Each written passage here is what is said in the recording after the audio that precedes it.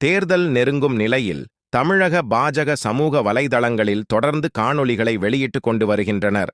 அவ்வகையில் இந்த காணொளி இந்துக்கள் மத்தியில் மிகுந்த தாக்கத்தையும் மிகுந்த நம்பிக்கையும் உருவாக்குவது மட்டுமல்லாமல் இஸ்லாமிய மத்தியில் CAA பற்றிய பயத்தையும் போக்கி உள்ளது. இதுபோன்ற காணொளிகள் பாஜகவின் வாக்கு சதவீதத்தை அதிகரிக்கும் என சமூக வலைதளங்களில் பரவலாக பேசப்பட்டு வருகின்றன.